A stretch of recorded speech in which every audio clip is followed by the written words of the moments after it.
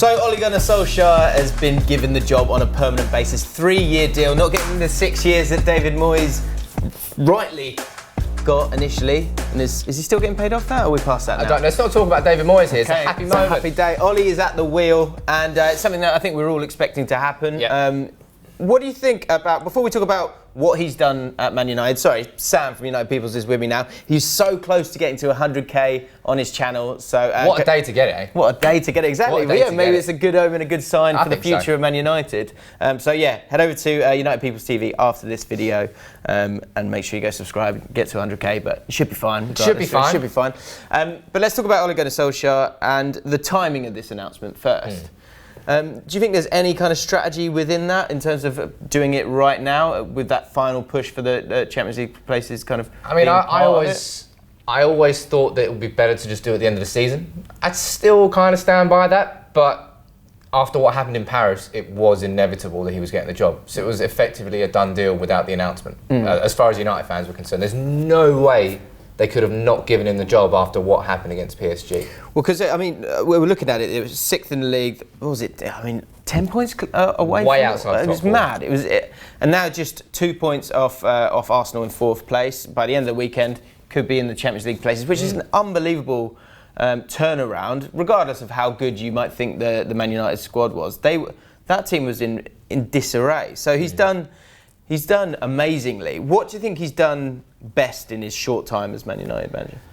I think it's just it's going to sound cheesy, but it's just re-establishing a genuine connection between the fans and the club of what United should be on and off the pitch. And it's maybe a small thing, but it's things like getting the players to wear club suits to away games. It was something that you just saw all the time under Fergie, but it just disappeared. And he's just bringing these things back.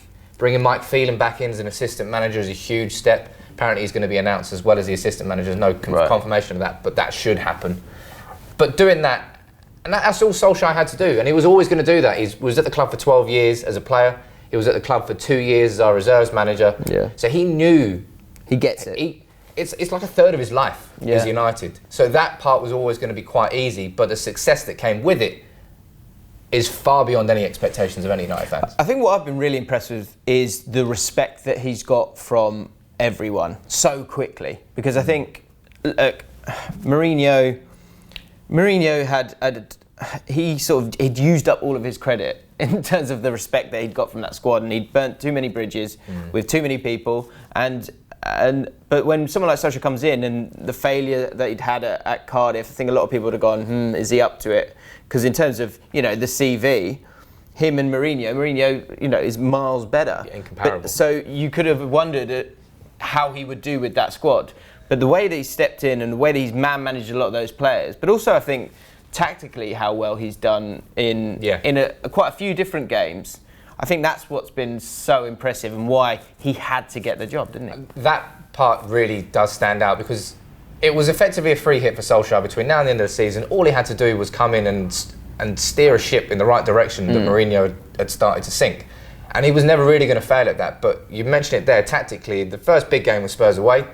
And then we set up in a completely different formation that we hadn't done with split strikers. We sat deep, we hit the counter-attack. We had one real shot on target. Rashford took it. De Gea had the game of his life, obviously. Yeah. But we beat Pochettino, and then Pochettino was supposed to be the manager, and obviously Spurs fans are going to be buzzing about it. But I didn't really think that Poch ever wanted to leave Spurs. I mean, you see how much he welled up at the fact that they are now going to their new stadium. Spurs are happy, and United are happy. And Solskjaer has done it away at Arsenal. He's won away at Chelsea convincingly, and that's a pup ground for United. That's our fourth win there in 26 games. Yeah. And like you said, the PSG game was probably the biggest moment. I've been very impressed with that. And Louis van Gaal came out with some comments saying how a lot of the ways that Solskjaer's playing is still actually very similar to the way that Mourinho plays. My answer to that would be, what games have you been watching, Van Gaal? If you've been watching the Spurs game and the PSG game, fair enough. I think you can kind of see an element of that. But I think the big thing, actually, with Man United is how you've been taking on those other sides. And you saw that in the first few games. You had easy games in terms of the calibre of the teams that you're playing, but you went out and you attacked them, and it allowed you to get that connection with the fans and the team back together and put in that kind of enthusiasm and energy into the team. Because I think there are two different types of games that that Solskjaer had to deal with. It was the games against Huddersfield and Burnley and whoever, some of those teams down the bottom. Yeah. You should be attacking constantly those teams, and it should be free-flowing and it should be exciting. That's a big part that had been forgotten under Mourinho. But then you've got to be smart enough when you play against other sides, Spurs, when they're on a good run, and PSG when half your squad's been decimated. You've got to find a way as well. You've got to be smart on both sides of it. And again, I have been impressed with that. What's the next big task for him now he's got the job?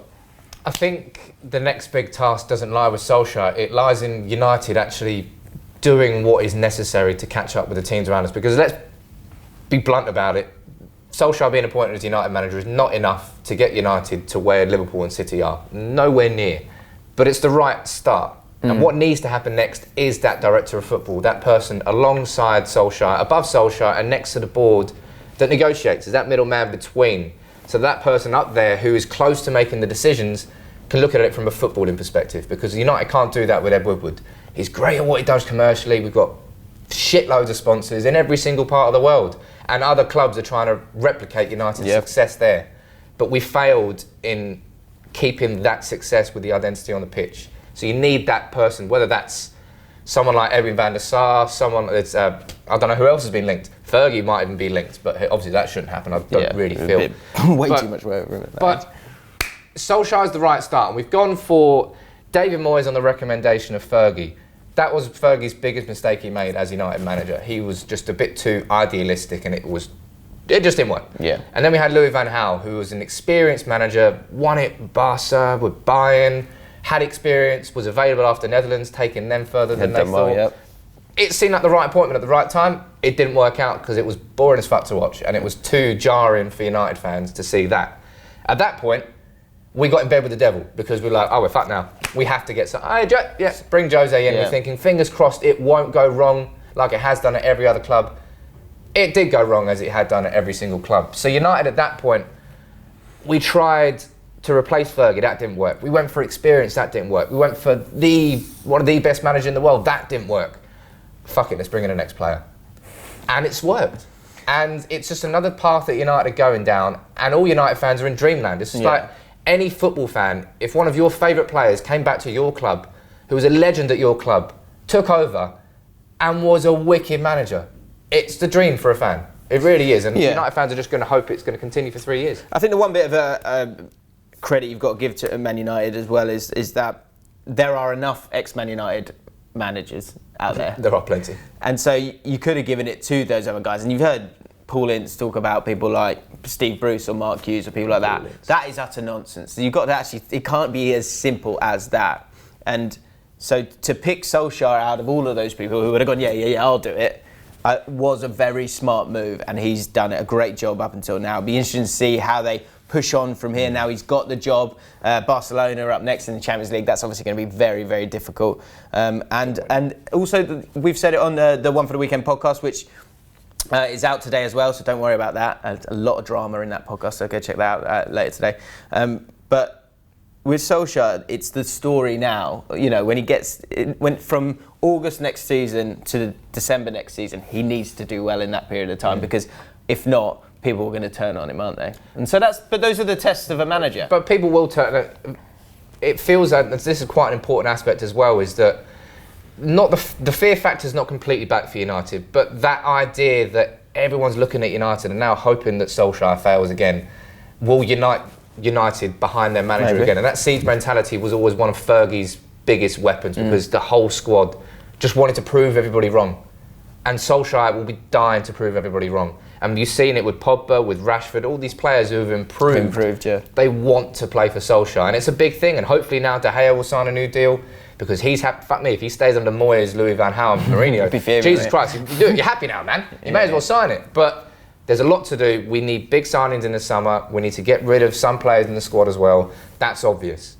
But appointing Solskjaer was the right decision. And I do think United fluked out a little bit. I don't think it was like this genius decision. It's like, we've assessed all of the ex-players and we'll pick Solskjaer. I think we lucked out. But sometimes it happens, all right? And United have had our fair share of bad managers now. So fingers crossed it works for the next 3 years. Okay, so let's know your thoughts on Solskjaer. Is this the start of a new exciting era for Man United after the last few years? Head over to United People's TV, get Sam over that 100k marker, and make sure you check out the One for the Weekend podcast, which is out later today. We'll see you soon. James, are they in your glasses? There you are.